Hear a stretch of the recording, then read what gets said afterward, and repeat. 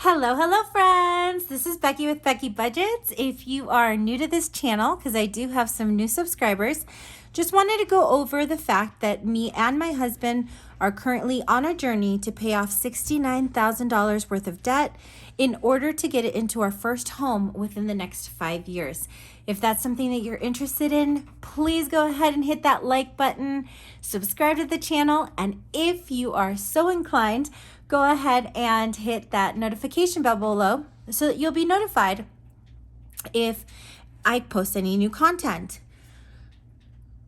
To those of you who have been following me for a while, thank you so very much for all of your support and motivation. I appreciate each and every one of you and know that you are all special to me. Now, let's go ahead and put in our actual numbers for this week. Today is my husband's payday, and I do have a good update for you. So, my husband's paycheck for today came in as $791 and 45 cents. I think I probably already shared that one of my goals this month is to build up that rollover to $100 in one of the accounts, and then build it to $100 in one of the probably next month in the other account. So I'm going to go ahead and start tracking that in green so that I don't count it in the budget, but I can keep my eye on it. So our rollover for this week is $22.62. And I'll leave that out. Savings, we didn't use any savings.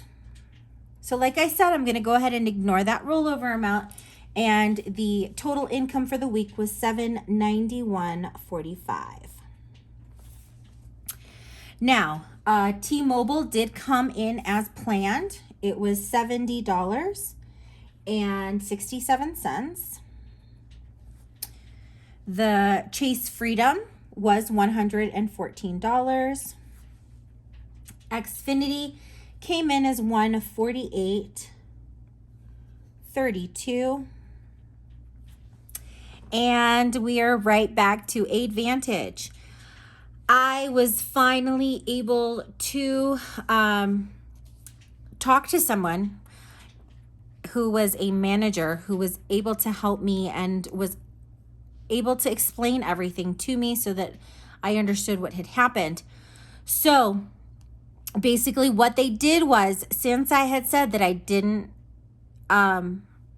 agree with the new plan they had put in place, they took us off the income-driven repayment plan. And that's why the payment went up to $304. That being said, I went over all the options that we had. I didn't know that there were so many different income-driven repayment plans out there, but we went ahead and signed back on to the one we've been on for the last 10 years, which is the, I believe it's called the Pay As You Earn income-driven repayment plan. So for those of you who are going through any similar issues, my advice to you is to just keep trying. And if you don't get the answers or the information that you need, request to speak with somebody who's been there for a while or with a supervisor, because they tend to have more information. And I had a great experience after calling 5 times.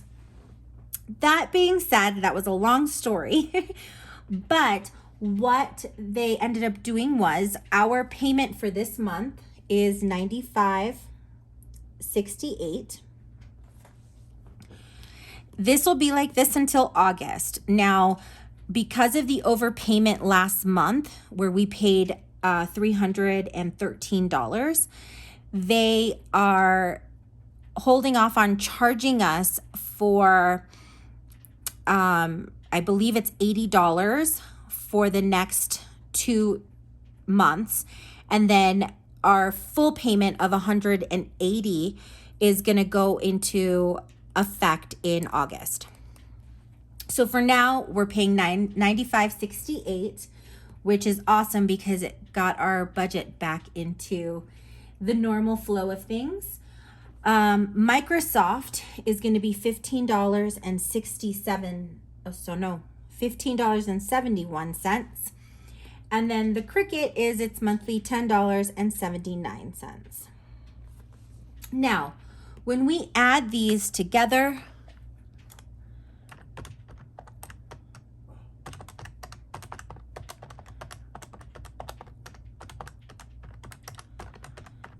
we end up getting a total of $455.17. Now, when we take this away from our income, we end up with a leftover of $336.28. So that makes my whole soul come at ease. So when we bring that value down,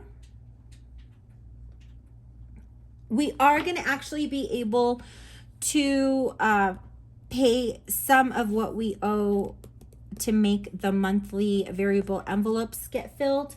So food this week is going to go ahead and get $100. So I'm left needing to give that, let's see, I'm left giving that another, let's see, you'd think I'd have this all in order by now. Yeah, so that's going to need another $200 in order to meet the $400 for the month. Gas is going to go ahead and get $100. Now, because filling my tank yesterday took $75, I dipped in to that buffer that I had. So I'm going to go ahead and add another $50 to this if this month allows it. Pets is still full.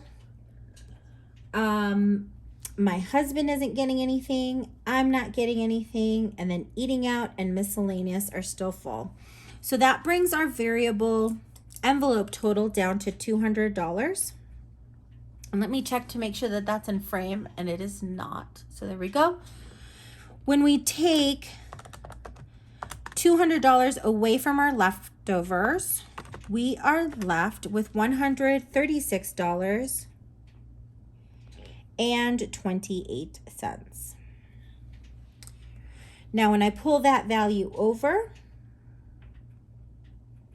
we are in fact going to be able to fill all of our sinking funds, which is another blessing. So medical will get its weekly $25. Vet, household, car maintenance, and gifts will get its weekly $15. Vacation gets $5. Renter's insurance and car registration get $3 apiece. And then we round it out to $100 with the $4 to the emergency fund. So that's going to leave a sinking fund total of $100. When we take that away from our leftover, we're left with $36.28. Now, when we bring that down, I already know that I need to put $23 into week 2 for the 52-week challenge. So I'm going to go ahead, just so that we're always putting something into our snowball debt, and I'm going to put $10 into that. So that'll bring us down to $26.28. Now, what I'm going to do is I'm going to pay the $23 and transfer it into my husband's savings account. And then I'm just taking that $23 away. That's going to leave us with $3.28 that go to the buffer. Now, that will leave us with a savings total of $26.28, which gets us to that zero-based budget. Now, we know that we've got that rollover of $22.62. So I'm just going to go ahead and write a little spot here for buffer so that I can track that. So we know that we've got $22.62 already in the account.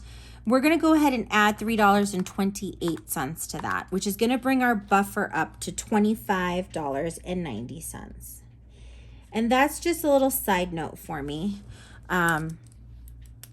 so that I can keep track of that little small goal I'm doing.